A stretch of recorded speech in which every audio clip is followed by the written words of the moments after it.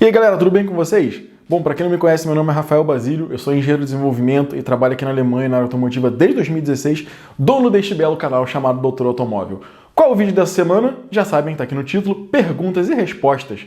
Bom, mais uma vez eu abri para vocês no Instagram para fazer perguntas para mim, coisas rápidas que eu pudesse responder um monte de perguntas no vídeo. A ideia é sanar dúvidas rápidas que talvez não desse para fazer um vídeo inteiro sobre a pergunta, então eu pego várias perguntas pequenas e faço vídeo sobre isso. Espero que vocês estejam gostando. Se sim, o plano é fazer aí mais vezes um vídeo extra na semana, talvez só de pergunta e resposta, beleza? Vamos deixar de blá blá blá, eu vou botar a minha vinheta e depois dela eu vou começar a responder as perguntas que vocês mandaram para mim.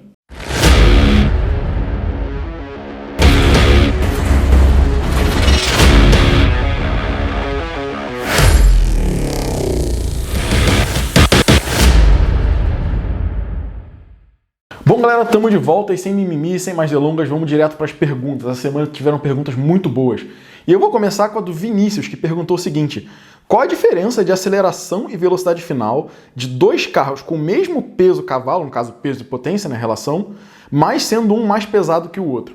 Seguinte, vamos imaginar lá que a gente tem um carro com 1 tonelada e 100 cavalos e um outro carro com 2 toneladas e 200 cavalos, ou seja, a relação peso-potência dos dois é a mesma, de cavalo por quilo.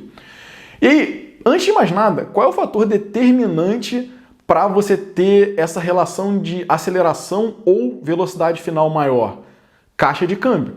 Se você partir do princípio que os dois carros têm caixas de câmbios pensados de forma diferente, essa relação aí de velocidade final e aceleração já vai ser individual para cada carro só por esse fato. Se você tem um câmbio mais longo, um câmbio mais curto, dependendo do projeto, você já tem essa diferença aí entre aceleração e velocidade final.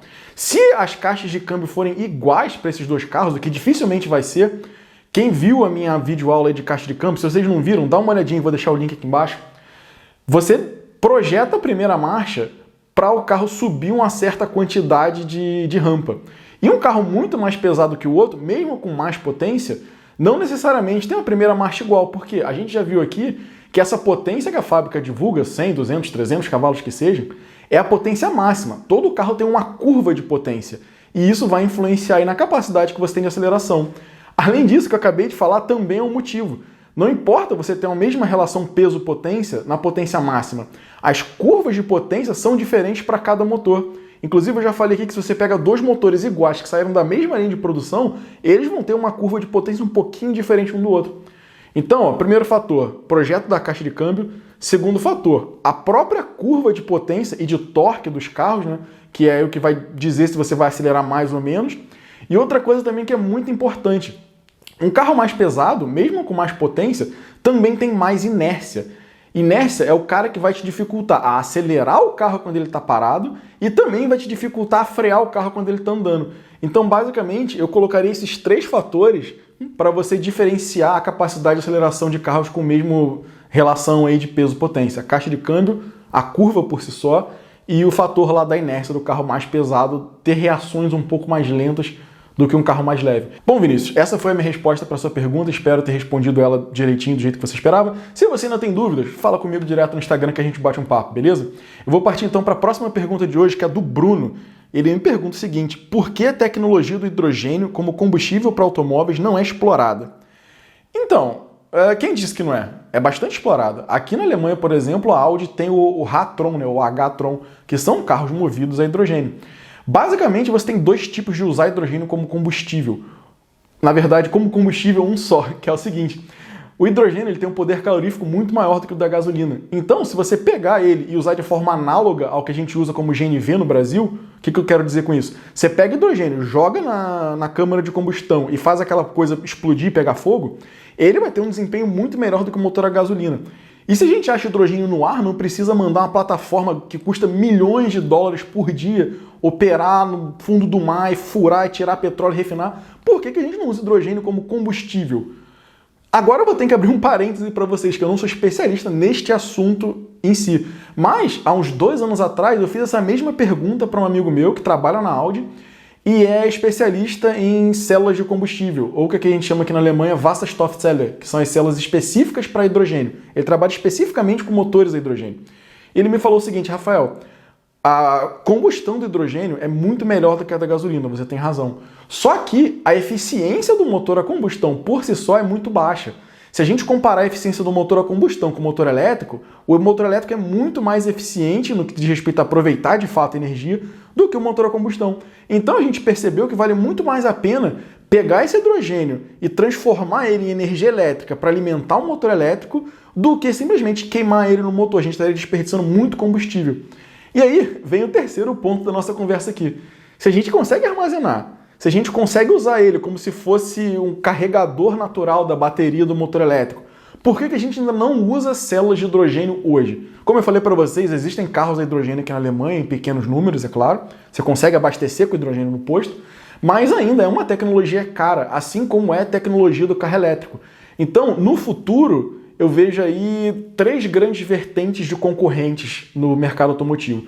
Vão ser os elétricos, que na minha opinião são os piores, os de hidrogênio, que associados a esse motor elétrico talvez possam elevar aí essa competitividade do motor elétrico pelo fato de aumentar o range do carro, né? Aumentar a autonomia do carro e você achar hidrogênio muito mais barato do que energia elétrica por si só.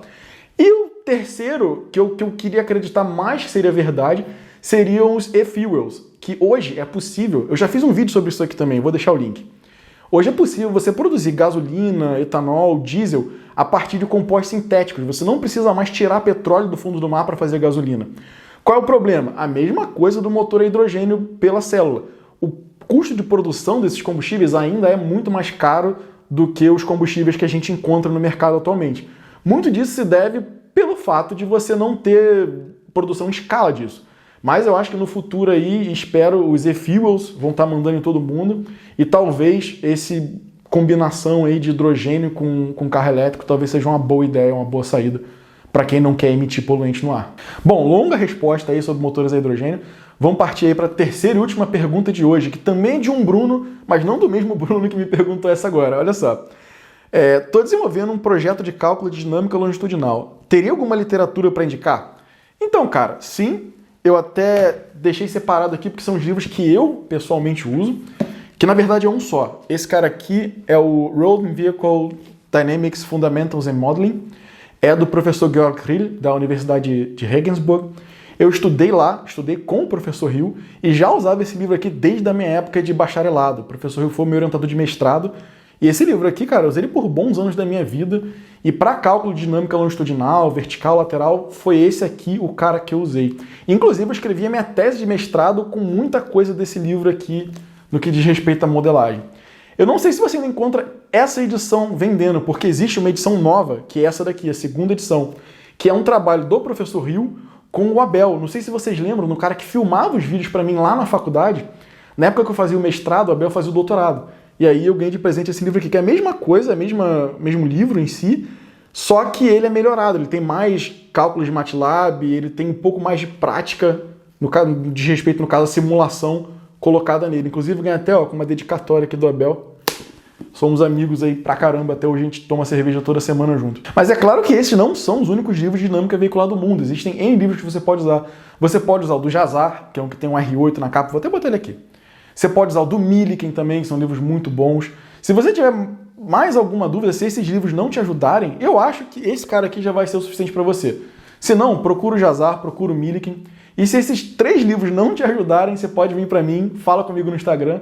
Eu tenho um pequeno acervo aqui, a gente pode discutir e ver o que você precisa, beleza? Bom, galera, por hoje é só. Muito obrigado pelas perguntas de vocês. Fiquem à vontade para me mandar perguntas a qualquer hora no Instagram, aqui nos comentários também, para eu fazer esses videozinhos de perguntas e respostas, beleza? Um abraço para vocês aí e até a próxima.